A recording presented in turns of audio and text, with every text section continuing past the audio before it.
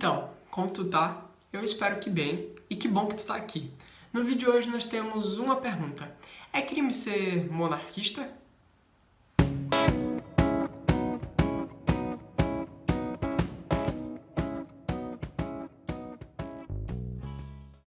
Bom, para começar esse vídeo, já vai deixando aqui teu like, já vai se inscrevendo no canal e não esquece de deixar teu comentário. Eu preciso muito saber o que é que tu tá achando daqui do canal e dos vídeos que eu tô produzindo. Eu espero muito que tu goste, então comenta aqui para que eu possa saber. E nós precisamos saber primeiro o que é defender a monarquia. Basicamente são as pessoas que defendem que deixemos de ser uma república e passemos a ser uma monarquia. Isso é, deixaremos de ter um presidente da república que concentra as funções de chefe de Estado e chefe de governo e passaremos a dividir essas duas funções entre o imperador, que ficaria como chefe de Estado, e o primeiro-ministro, que ficaria como chefe de governo. Basicamente é isso. São pessoas que defendem que a república caia para que venha uma monarquia constitucional parlamentarista. E se você acha que isso deveria ser crime, que pessoas que defendem isso deveriam ser consideradas criminosas... Criminoso, você tá preso! Tudo bem, você pode defender isso graças à santa liberdade. Mas, infelizmente, eu tenho que falar que não é crime ser monarquista. Mas eu vou te dar um consolo.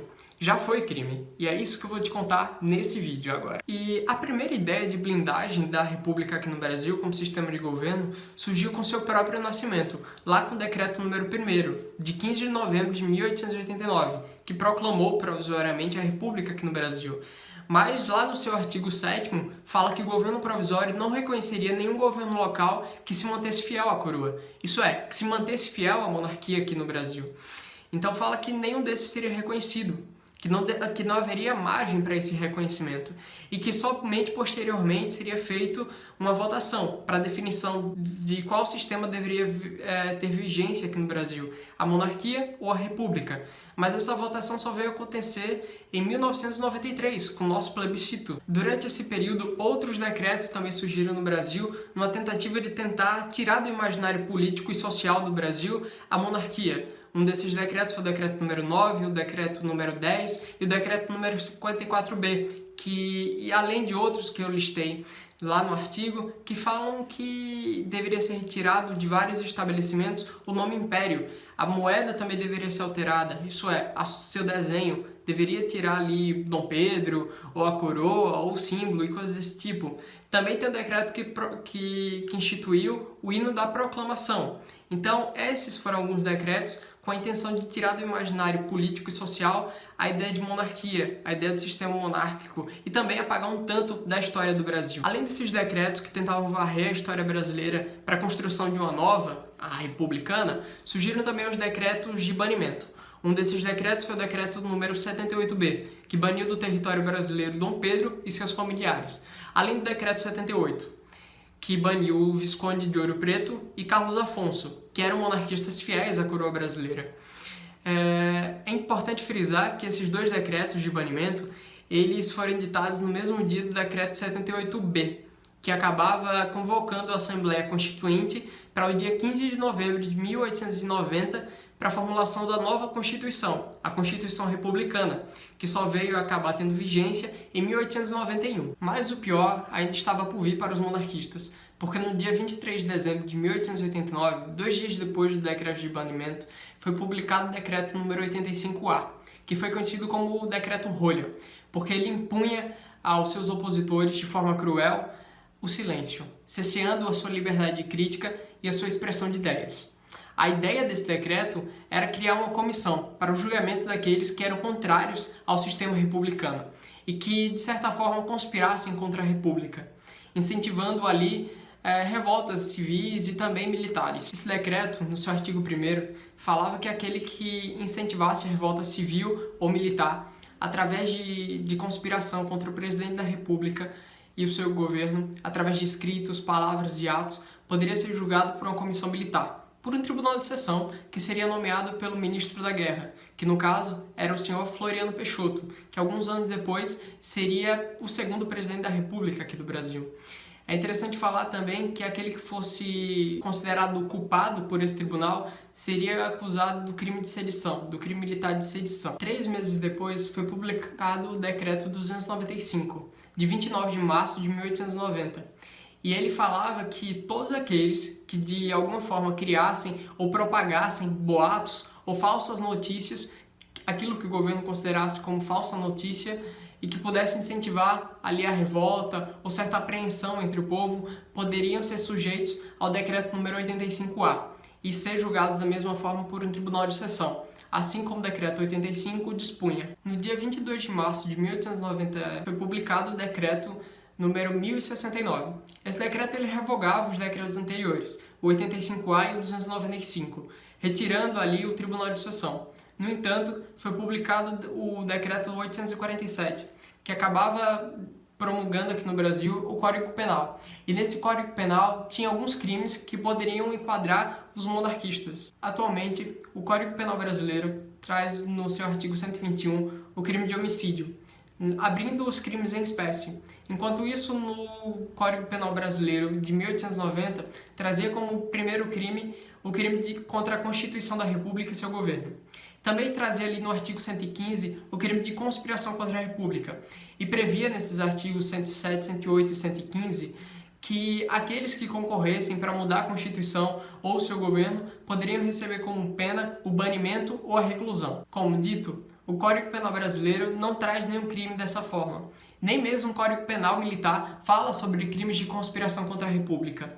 Nem mesmo a Lei de Segurança Nacional trata sobre crimes que possam ter como intuito a alteração do sistema republicano para o sistema monárquico. Traz apenas uma previsão que não pode ter nenhuma ideia ou movimento que tenha como intenção derrubar o sistema federativo, o sistema representativo e democrático. Nem mesmo a Lei 1079 fala sobre nenhum crime dessa forma. Fala apenas sobre um crime cometido pelo presidente da República que tenha como intenção derrubar a União Federativa. Um outro tema a ser tratado se trata da constitucionalidade do movimento. Há uma crítica muito grande sobre se esse sistema seria constitucional ou inconstitucional. Se seria constitucional defender a derrubada de uma cláusula pétrea. E ainda tem a discussão se a República seria ou não uma cláusula pétrea aqui no Brasil, tendo em vista que ela não está expressamente escrita na Constituição Republicana de 1988. Bom, é interessante frisar que em 1824 não havia nenhuma previsão de cláusula pétrea. Não havia escrito que a monarquia, por exemplo, era uma cláusula pétrea. Então seria possível a sua derrubada através de uma emenda constitucional. Assim como acontece na Constituição Real da Espanha, que no seu artigo 168 simplesmente só afirma que se houver uma tentativa de alteração total da Constituição ou parcial que afete de um determinado título a outro, e no meio disso está ali o sistema monárquico, é perfeitamente possível, mas é necessário um sistema um pouco mais dificultado.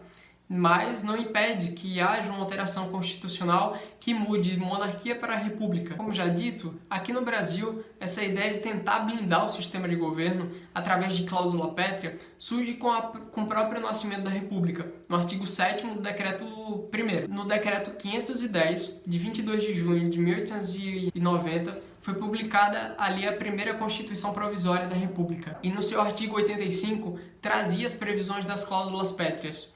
E uma dessas previsões era a República. É interessante afirmar que essa foi uma decisão proposta pelo próprio Marechal Deodoro e aprovada por ele.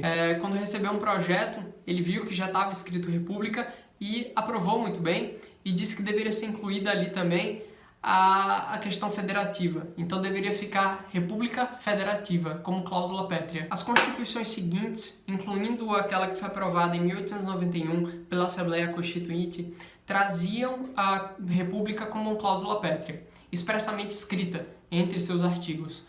No entanto, a Constituição de 1988 não trouxe nenhuma previsão desse tipo, e que acabou gerando certa dúvida se a República continuaria ou não sendo uma cláusula pétrea. Atualmente, se diz que, por mais que não tenha escrito expressamente que a República é uma cláusula pétrea aqui no Brasil, a doutrina diz que a República continua como cláusula pétrea, uma cláusula pétrea implícita, já que já houve o plebiscito de 1993, e que essa seria a vontade do constituinte originário, que após haver a votação, seria considerada a cláusula pétrea aquele sistema escolhido, que no caso foi a República. Sendo crime ou não, sendo constitucional ou não, sendo cláusula pétrea ou não, uma coisa deve prevalecer no Brasil, que é a liberdade de expressão livre de qualquer limitação estatal.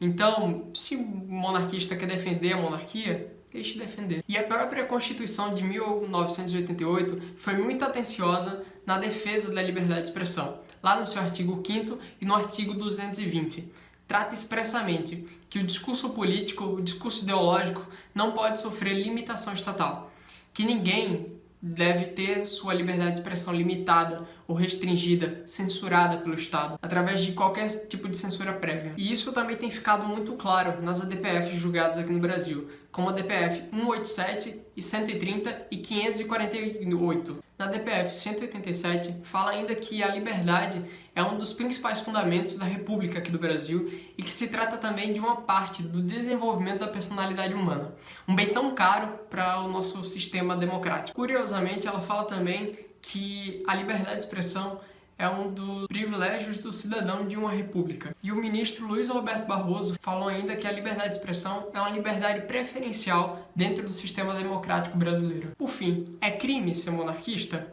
Por óbvio que não. É constitucional? Perfeitamente constitucional. Deve sofrer limitação, restrição de seu discurso? Óbvio que não. Todos os sistemas devem ter sua liberdade para se manifestar dentro de um país democrático e de um país que se diz republicano, e não pode ser vítima de nenhuma tentativa de limitação estatal, seja através do legislativo, do judiciário ou do executivo. Ele deve ter todos os seus direitos fundamentais, todos os seus direitos constitucionais assegurados para sua livre manifestação, sendo para o bem da democracia e também como um direito para a formação, para a constituição da personalidade humana. Então, nesse vídeo eu tentei expressar um pouco daquilo que eu escrevi.